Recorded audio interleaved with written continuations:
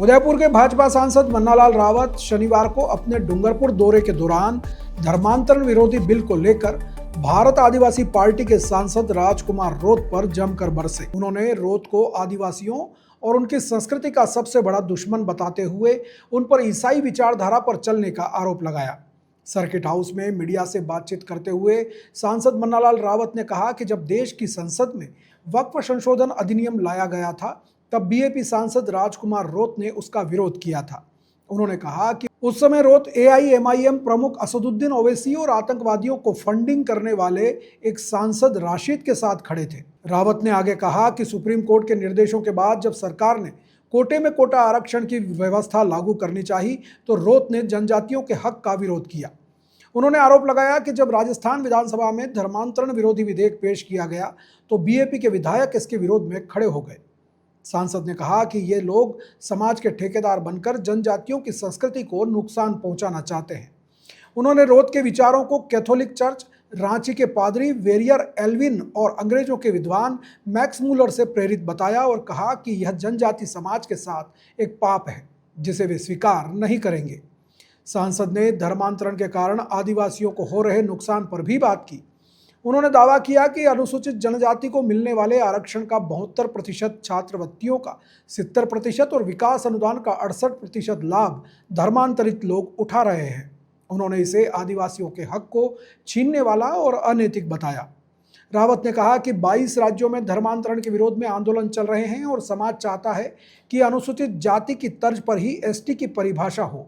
उन्होंने कहा कि बाबा साहब अम्बेडकर ने 1950 में स्पष्ट लिखा था कि जिसने सनातन धर्म छोड़ दिया है वह एससी नहीं है। उन्होंने कहा कि बाबा साहब अम्बेडकर सबसे बड़े हिंदूवादी थे। सांसद मन्नालाल रावत ने कांग्रेस पर भी हमला बोलते हुए कहा कि इंदिरा गांधी के समय ईसाई प्रतिनिधियों के दबाव में आकर धर्मांतरण विरोधी कानून नहीं लाया गया। उन्होंने यह भी कहा कि यह कांग्रेस का सबसे बड़ा पाप है जिसका खामियाजा आज भी जनजाति के लोग भुगत रहे हैं। निश्चित रूप से विरोध कर रहे थे। यहाँ के माननीय सांसद राजकुमार रोत ने वक्फ संशोधन अधिनियम का विरोध किया था। वो ओवैसी के साथ खड़ा, वो आतंकवादियों को फंडिंग करने वाले जो एक एमपी हैं राशिद, उनके साथ में खड़े थे, हमने देखा है। और जनजातियों के हक के विरोध में खड़े थे। वो कोटे में कोटा वाला जो बिलों को आरक्षण वाला की व्यवस्था आई, सुप्रीम कोर्ट ने कहा करिए, सरकार को आदेश दिया, उसका विरोध किया। बिलों के आरक्षण का विरोध किया राजकुमार रोत ने। और आप देखिए विधानसभा में इन्होंने जो धर्मांतरण विरोधी अधिनियम है, इनके चेले चपाटे जो विधायक हैं वो विरोध करते हुए नजर आए। ये जनजातियों के दुश्मन है, जनजातियों की संस्कृति के दुश्मन हैं, ये हानि पहुंचाना चाहते हैं। ये जिनके विचारों से चल रहे हैं वो विचार कैथोलिक चर्च ऑफ रांची से आता है, पादरी वेरियर एल्विन का विचार है, मैक्स मूलर जो अंग्रेजों का एक फंडेड विद्वान था, उसके विचारों को आगे बढ़ाते हुए नजर आ रहे हैं। मुझे लगता है ये पाप कर रहे हैं, ये पाप समाज स्वीकार नहीं करेगा। बाबा साहब अम्बेडकर ने 2 नोटिफिकेशन जारी किए 1950 में, जो वो केंद्र में विधि मंत्री थे, एक अनुसूचित जातियों के बारे में। तो उन्होंने स्पष्ट लिखा जिसने सनातन छोड़ दिया है वो एससी नहीं होगा। मुझे इस मामले में बिल्कुल सुस्पष्ट कहना है आपके चैनल के माध्यम से कि बाबा साहब अम्बेडकर सबसे बड़े हिंदूवादी थे।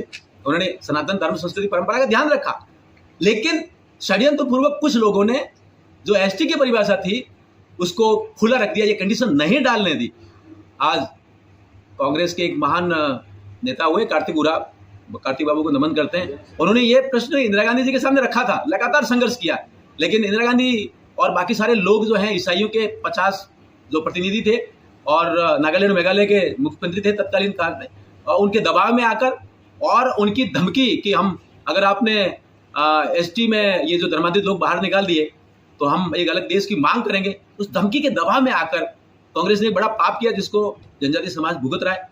एक बहुत बड़ा आंकड़ा है, मैं आपके सामने रखना चाहता हूँ कि आरक्षण का लगभग 72%, छात्रवृत्तियों का लगभग 70% और विकास का जो अनुदान आता है, ग्रांट इन एड आता है, उसका लगभग 68% धर्मांतरित लोग ले जा रहे हैं जो एसटी के नाम का है। मुझे लगता है ये अन्याय, यह अनैतिकता, यह असंवैधानिकता लगातार चल रही है। हमने आग्रह किया है और समाज आंदोलनरत है पूरे 22 राज्यों में कि ये संशोधन हो। इसको डीलिस्टिंग मूवमेंट कहते हैं। डीलिस्टिंग में एक क्लॉज है कि एससी की तर्ज पर एसटी की परिभाषा हो। मुझे लगता है निकट भविष्य में ये सुधार होगा क्योंकि भारत का विचार भी तो यही है और बाबा साहब अम्बेडकर का संविधान भी यही कहता है, बाबा साहब खुद भी यही कहते हैं, जो हिंदू है वही एससी है, तो निश्चित रूप से जो हिंदू है वही एसटी भी होना चाहिए।